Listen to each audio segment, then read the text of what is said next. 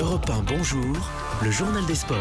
Samuel Etienne. 6h11, juste après le journal d'Hélène Zélani, toute l'actualité des sports avec Jérôme Lacroix. Comment ça va, Jérôme ? Très bien, et vous ? Bonjour tout le monde. Très bien, merci. À la une ce matin, les Monégasques connaissent les ingrédients de l'exploit. Ils en ont 123, comme les 123 buts inscrits par cette équipe, meilleure attaque d'Europe en 46 matchs disputés au total cette saison. Il faudrait en marquer 2 petits ce soir, sans en encaisser idéalement, face à Manchester City, 8e de finale retour de la Ligue des Champions. Voilà qui corrigerait le 5-3 de l'aller en Angleterre, Cyril de la Morinerie. Avec cette attaque de feu, 84 buts inscrits cette saison en Ligue 1, forcément, les joueurs y croient, à l'image du défenseur Djibril Sidibé. On est une équipe qui est portée vers l'offensive. On va bien préparer, on va essayer d'emballer le match très rapidement pour essayer de faire le nécessaire pour se qualifier tout simplement. Et pour réaliser l'exploit d'éliminer un adversaire taillé pour remporter la Ligue des Champions, avec ses stars comme Agüero ou De Bruyne, il faudra rapidement faire trembler les filets, comme l'explique notre consultant Raymond Domenech. C'est ce premier but qui fait la différence. Il ne faut pas le prendre. Et s'ils peuvent le marquer en première mi-temps, la peur, elle sera de l'autre côté. Et Monaco a de quoi faire peur avec notamment sa pépite, le prodige Kylian Mbappé, 18 ans, buteur au match aller.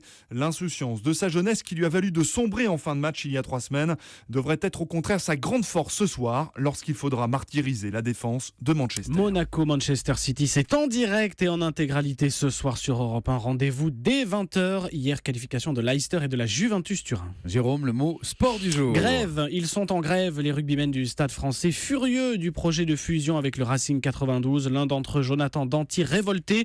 Les joueurs, dit-il, ont été mis devant le fait accompli. J'ai l'impression qu'on parle de bétail, quoi. Moi, ce qui m'agace le plus, en fait, c'est qu'on nous a dit pendant des années qu'on était l'identité du club. Aujourd'hui, le club est mort et on est toujours là.